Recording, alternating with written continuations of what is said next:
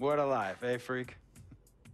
1 minute you're playing 21 and horse on the courts in Harlem, and the next moment you're in the showroom, configuring the gunmetal and graphite exterior of your luxury car and your iPad mini. Oh, I bet you get a crazy crowd when you drive that car around the block in the old neighborhood, huh? Yeah, I'm living the dream. Mad pandemonium. But folks from back around the way are real proud of me. Yeah, I hear you. Local kid makes good. You know, it kind of reminds me of when I took my tech stock public and I rang the New York Stock Exchange bell, and my mom's friends called her up and said, "Maggie, is that your son on Bloomberg News this morning ringing the bell?" And my mom says, "Yes, sirree, Bob, it was him." That was a great moment, freak. And you know, our lives are like a pearl necklace of great moments, all strung together with the finest silk thread of memories.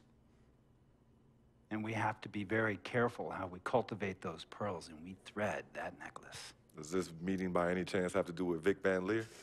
I grew up in the burbs, freak. I wasn't poor, upper middle class, comfortable. My daddy worked as an accountant for one of the largest insurance firms in the country. Smart with his money. Mom didn't have to work. I went to boarding school. And then my dad died of a heart attack when I was a freshman at MIT. I was a movie geek, wanted to be a civil engineer, but I made my fortune by becoming a hybrid of both those interests. My dad didn't want me to be an accountant. Oh, listen to this. My best friend was a guy named Isidore. Yeah, we called him Izzy. He was one of the smartest human beings I have ever met in my life. I mean, Izzy was taking second-year college calculus courses as a high school sophomore, right?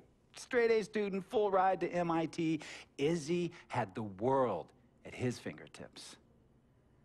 But he was always looking for trouble, and trouble found him. He ran with the wrong crowd. And when we got to MIT, he got this great job working for a financial consulting firm in Boston. But every weekend, he would fly to Vegas. You see, Izzy had a system for counting cards in Vegas that had the big casinos on the Strip. Oh, stymied. He would come back to MIT with suitcases filled with $200,000 in cold cash. What? Yeah. So your man Izzy was getting hit off like that? Like a fat rat in a cheddar cheese factory, freak. Okay, so what happened to this dude Izzy? Because he's dope. No, not dope. Dead. After he'd been missing for 3 weeks, the Nevada State Police never found hide nor hair of Isidore. And our friendship took a hit when he asked me to hang out with him in Vegas, and I said I wouldn't do it because I knew he was on a dark and twisted path in his life. And yes, he was my dude. But no way was I gonna throw my life away trying to show my loyalty to a guy who really and truly didn't understand what loyalty was all about. So this meeting is about Vic. Correctamente. Okay, well, sir, Vic isn't Izzy. And why's that, freak? Well, for one thing, you and your dead friend Izzy didn't grow up poor. Me and Vic grew up in a neighborhood where we had to look over our shoulder every 2 seconds to make sure nobody was going to walk up on us and rob us. True. Izzy and I did not grow up in the hood.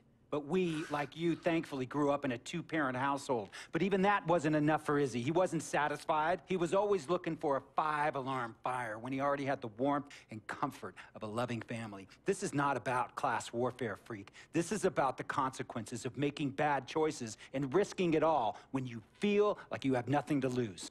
Vic is like a brother to me, sir. But you shouldn't be Brother Vic's keeper, freak. Would a brother go looking for trouble and put your career and your livelihood at risk by getting into fights at nightclubs and seedy after-hour joints and then scream to the media, "Yeah, it's all good, I'm an FOF, friendo freak. It's all misunderstanding. Y'all be haters, don't hate my game." I don't think a brother would do that to someone they really cared about, but a guy who looked at you like a meal ticket would. No. See, you don't understand Vic. Really? I don't understand. No.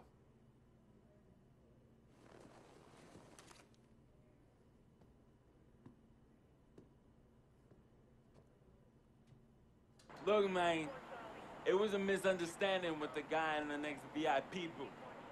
His honey started flirting with me, so naturally I started flirting back. Next thing I know, Captain Cornball's off my grill piece beefing. Next thing he know, he got a 2-piece and a biscuit under his left eye. Hey, I don't know who hit him. And it damn sure wasn't me. Hey, Captain Cornball's mad because I'm an FOF, friend of freak. Hey, but check this out, though. He needs to train that hottie before he leave the house, though. Yo, he's hotties ain't loyal, man. What's there to understand? Are you freaking blind? You know, I just want to know, how much did you pay your lawyers to make all this go away? Almost $100,000. Excuse me, son, I'm sorry, I couldn't hear you. I said I paid almost $100,000. Exactly. And if you keep riding shotgun with Vic, you're gonna go broke. Quick, fast, and in a hurry. Look, Vic is my friend, and I grew up with him. How many times I gotta tell you, sir? Freak, this is not a request. I am not asking you to do this. I am telling you to do this. And the first order of business is that Mr. Vic Van Leer is banned from traveling with you on the road. Vic is banned from the locker room.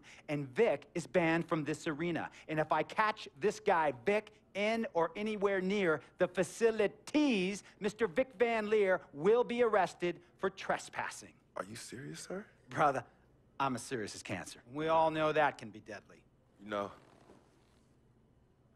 when me and Vic were kids, playing summer tournaments at the Dome, we always imagined making it to the pros, right?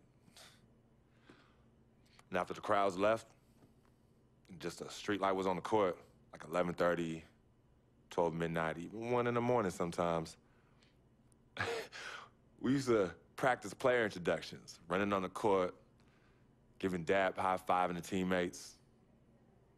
Vic, he would act as an announcer. You know, he would introduce me, announce my name on the loudspeaker, and the Jumbotron would flash my image like a little guy dressed in long shorts and a jersey. And now, fresh off his 3-game, 62-point scoring streak, the youngest player to ever do so in NBA history, Frequency Vibrations.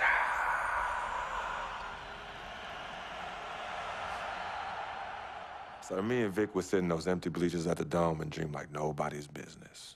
And now I'm living a dream. For real. And in so many ways, Vic was part of that. Please, listen to me. I mean, I know this guy's your dude from way back. Look, me and Vic go way back like the front seats of a '67 Cadillac.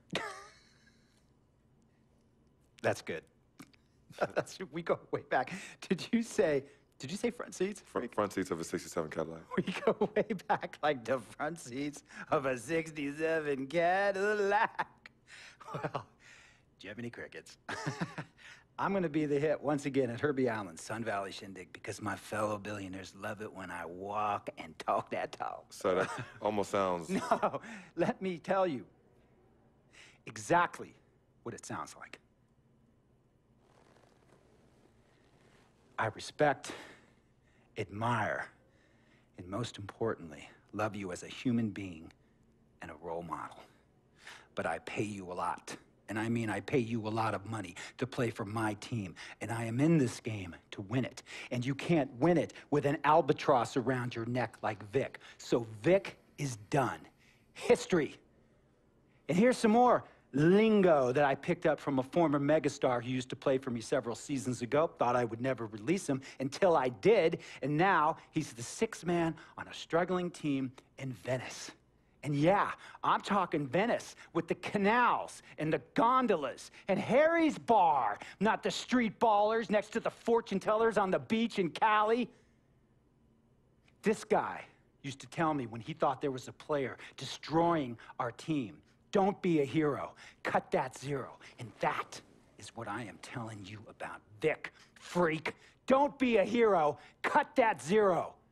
The only thing Vic brings into your life is headache and unwanted and unnecessary negative attention, and it will begin to affect your mindset. And when it affects your mindset, it's gonna affect your play. And when it affects your play, it's gonna affect my team. And when it affects my team, it's gonna affect my money. And if it affects my money, Google Translate will become your new freaking friend. I want a championship ring, freak, and I want you to help me get that ring. And banners after banners hanging from the rafters in this arena. So, freak, hear me clearly and hear me good. V, G, Vic, gotta go!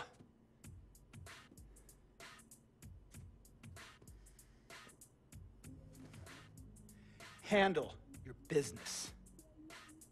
And remember, that contract you signed contains a morality clause, a very important clause that revolves around your conduct on and off the court, and how it can negatively impact my team. Now, I don't want you to have to learn Italian or Croatian as a second language. And hey, playing pro ball overseas, there's nothing wrong with that. But the arenas are nothing like this, nor will the money be the same. And on top of all of that, this is the US of A, the greatest freaking country in the world. Ask yourself, is Vic worth all that? Think about it. Think long, think wrong. About Vic. He has his bad rap.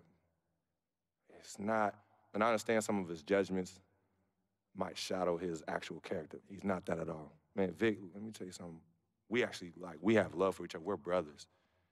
Blood couldn't make us any closer at all. I mean, he has so much loyalty to me and to my family. You can see even Cece, has issues with him, but he still loves her. He still loves her.